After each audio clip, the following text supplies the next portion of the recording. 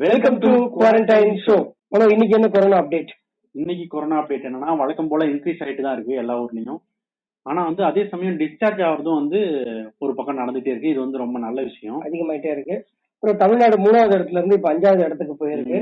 மற்ற 2 மாநிலங்கள் மேல போயிருக்கு. இது எல்லாமே ஒரு சோகமான ஒரு செய்தி தான். குறையணும், முழுசா நம்ம ஒழிக்கணும். அப்புறம் இன்னைக்கு என்ன முக்கியமான விஷயம் வந்திருக்கு அப்படின்னா, கொரோனா பாசிட்டிவ் கேசஸ்ல 80% கொரோனா அறிகுறியே இல்ல, அறிகுறி இல்லாமலே பாசிட்டிவ் கேஸா வருது அப்படின்னு சொல்லி இந்திய மருத்துவ ஆராய்ச்சி கழகம் ரொம்ப கவலை தரக்கூடிய ஒரு விஷயமா இருக்கு. இது ரொம்ப கவலை தரக்கூடிய விஷயமா இருக்கு அப்படின்னு அவங்க சொல்லியிருக்காங்க. இந்த மாதிரி போனா யாருக்கு இருக்கும்னு தெரியாம இது பெரிய பிரச்சனையா தான் இருக்கும். அப்போ எவ்வளவு சீக்கிரம் ரேபிட் கிட் வச்சு எல்லாருக்கும் டெஸ்ட் பண்ண முடியுமோ டெஸ்ட் பண்ணா சீக்கிரம் அதை கண்டுபிடிச்சு தடுக்கலாம். சந்தேகத்தின் அடிப்படையில டெஸ்ட் பண்றவங்க முடிச்சிட்டு மத்தவங்களையும் டெஸ்ட் பண்ண ஆரம்பிச்சாதான் இது முடிவுக்கு வரும்.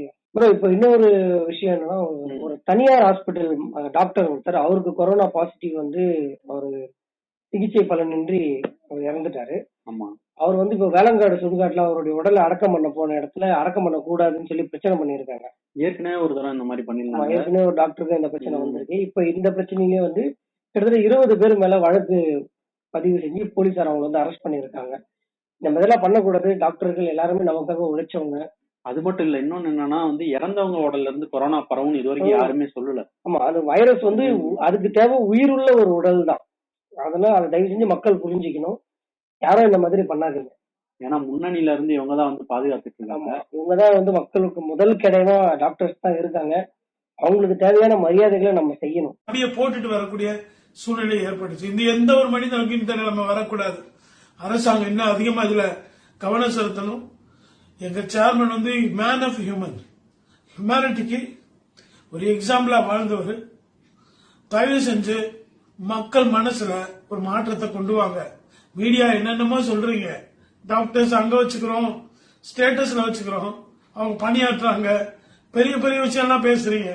அடக்கம் பண்றதுக்கு இடம் கிடைக்காம நேற்று ஃபுல்லா லோன்னு அடைஞ்சிருக்கிறோம். அதுக்கான ஏற்பாடுகளை மக்கள் தயவு செஞ்சு பேசுங்க. மீடியா ஏதோ எவ்வளவு விஷயத்த பேசுறீங்க, இந்த விஷயத்த நீங்க மக்கள் மத்தியில கொண்டு போய் சேருங்க. அதெல்லாம் பாதிப்பு இல்லைன்னு அவங்களுக்கு கொண்டு போய் சேருங்க. அது மட்டும் இல்லாம இதே மாதிரி பிரஸ் பீப்புளுக்கும் அப்புறம் போலீஸ் ஒருத்தருக்கும் கொரோனா பாசிட்டிவ் வந்திருக்கு. இப்ப ஃப்ரண்ட் லைன் பீப்புள் எல்லாத்தையுமே கொரோனா அட்டாக் பண்ண ஆரம்பிச்சிருக்கு. ஜாக்கிரதையா எல்லாருமே இனிமேதான் ரொம்ப கேர்ஃபுல்லா இருக்கணும். சமூக பரவல் வராம தடுக்கணும். அது ஒவ்வொருத்தரும் என்ன தேவை, என்ன மாதிரியான பாதுகாப்பா இருக்கணுமோ அந்த மாதிரியான பாதுகாப்புல நம்ம இருக்கணும். இன்னொன்னு என்ன விஷயம்னா, பிரஸ் பீப்புள் எல்லாம் என்ன சொல்றாங்கன்னா, இந்த மாதிரி பிரஸ் மீட் தனியா வைக்காம இதையும் வீடியோ மூலமாவே கொடுத்துட்டா இன்னும் கொஞ்சம் பெட்டரா இருக்கும், கொரோனா பரவறதை தடுக்கலாம். ஆமா, அந்த இடத்துல ஒரு கிரௌடு சேர்றத அவாய்ட் பண்ணிடலாம் இல்லையா? நல்ல ஒரு யோசனை தான். அரசு இதை கேட்குமா பார்ப்போம். மனோ, இப்ப வெறும் அத்தியாவசிய பொருட்கள் ஏற்றிட்டு வர வண்டி தான் ஒரு டிஸ்ட்ரிக்ட்ல இருந்து இன்னொரு டிஸ்ட்ரிக்ட் போகுது. அது இல்லாம முக்கியமான பாஸ் வாங்கின வண்டிகள் மட்டும்தான் போயிட்டு வந்துகிட்டே இருக்கு. இந்த நேரத்துல மத்திய அரசு சுங்க கட்டணத்துடைய வரியெல்லாம் உயர்த்தி இருக்காங்க. கிட்டத்தட்ட 30 ரூபா வரைக்கும் உயர்த்தி இருக்காங்க. இதுக்கு பல பேர் கண்டனம் தெரிவிச்சிருக்காங்க. முக்கியமா பாட்டாளி மக்கள் கட்சி தலைவர் ராமதாசும் கண்டனம் தெரிவிச்சிருக்காரு. பல முக்கிய தலைவர்கள் கண்டனம் தெரிவிச்சிருக்காங்க. இந்த நேரத்துல இது தேவையா?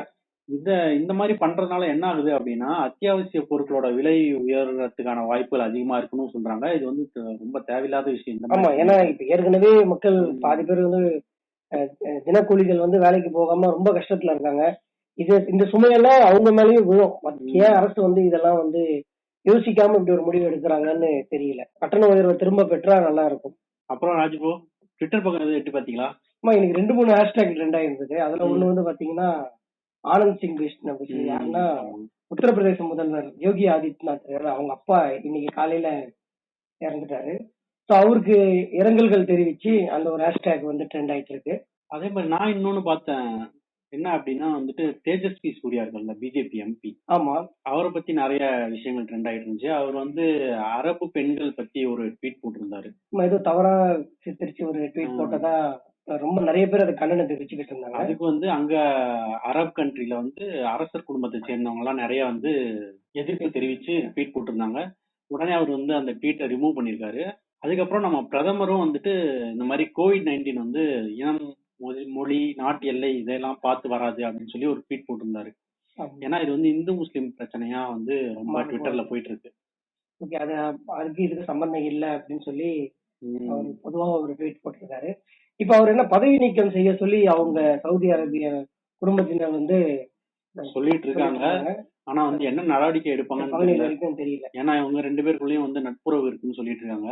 நம்ம 2 நாட்டுக்குமே நல்ல ஒரு நட்புறவு இருக்கு. அதனால என்ன பண்ண போறாங்கன்றது இனிமேதான் தெரியும். இப்ப வந்து இந்த பிரச்சனை வந்து ரொம்ப பெருசா பேசிட்டு இருக்காங்க ட்விட்டர்ல. அடுத்ததா ட்ரெண்டிங்ல வந்து முக்கியமான இடத்துல மே 1 தல திருவிழா அப்படின்னு ஒரு ஹேஷ்டேக் தல ஃபேன்ஸ் எல்லாமே பண்ணி இந்த ட்ரெண்ட் பண்ணிட்டு இருக்காங்க. தல பிறந்த மே 1 வருது இல்லையா? அதுக்காக எப்படியும் எனக்கு என்ன தோணுதுன்னா ப்ரோ, வலிமை டீம் வந்து கேட்டிருப்பாங்க அப்டேட் ஏதாச்சும் விடலாமா அப்படின்னு. ஆனா கண்டிப்பா தல அதை மறுத்திருப்பாரு. ஏன்னா ஏற்கனவே இப்போ இருக்கிற சிச்சுவேஷன்ல எந்த ஒரு கொண்டாட்டத்துக்கும் ஏற்கனவே ஒரு கொண்டாட்டங்களை விரும்ப மாட்டாரு. இப்ப வந்து இந்த மாதிரி அப்டேட் விடுறது சரியா இருக்காதுன்னு அவர் ஃபீல் பண்ணி வேண்டாம்னு சொல்லியிருக்கலாம்னு தோணுது. ஆனா ரசிகர்களுமே அதுதானே எதிர்பார்த்துட்டு இருக்காங்க. மே 1 வலிமை அப்டேட் வரும்னு சொல்லி தான் எல்லாமே எதிர்பார்த்துட்டு இருக்காங்க. ஆனா தல கண்டிப்பா கொண்டாட்டங்களை விரும்ப மாட்டாரு. என்ன நடக்குதுன்னு மே 1 தான் தெரியும். பொறுத்து இருந்து பார்ப்போம். ஒரு வழியா தளபதியோட சண்டையும் முடிஞ்சிருச்சுன்னு நினைக்கிறேன். இதுக்கப்புறம் திருவிழாவை கொண்டாடுவோம் கண்டிப்பா. அடுத்து ப்ரோ ஏதோ சினிமா நியூஸ் இப்ப என்னன்னா, ஒரு ஹீரோயின் வந்து ஊரடங்கு சமயத்தை யூஸ் பண்ணி விவசாயம் பார்த்துட்டு இருக்காங்க அப்படின்னு சொல்லி ஒரு நியூஸ் ட்ரெண்ட் ஆயிட்டு இருக்கு. விவசாயத்தின் நடிகை யார் அது? அவங்க வந்து யாருன்னா நம்ம ட்ரெண்ட் ஆயிட்டு இருக்காங்களே இப்ப அடிக்கடி ரம்யா பாண்டியன் இருக்காங்களே, அவங்களுடைய சிஸ்டர் கீர்த்தி பாண்டியன் நினைக்கிறேன். அப்ப அவங்க அந்த தும்பா படத்துல நடிச்சிருந்தாங்க. அவங்களேதான். அவங்க வந்து நடிகர் அருண் பாண்டியன் அவங்களோட பொண்ணு. தெரியும். அவங்கதான் வந்து இப்ப விவசாயம் பார்த்துட்டு இருக்காங்க. டிராக்டர் எல்லாம் ஓட்டிட்டு இருந்தாங்க. அந்த போட்டோஸ் எல்லாம் நிறைய வைரலா போயிட்டு இருக்கு. நல்ல ஒரு விஷயம் தான். நிறைய நடிகர்கள் இந்த மாதிரி விவசாயத்தை கையில எடுத்தாங்கன்னா அது இளைஞர்களுக்கு ஒரு ஊக்கமா இருக்கும். கண்டிப்பா. ஓகே ப்ரோ, ஷோவோட எண்டுக்கு வந்தாச்சு. அடுத்து meme of the day.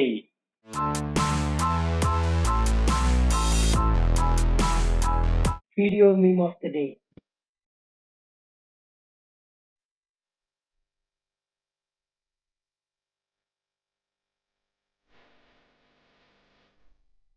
Fine.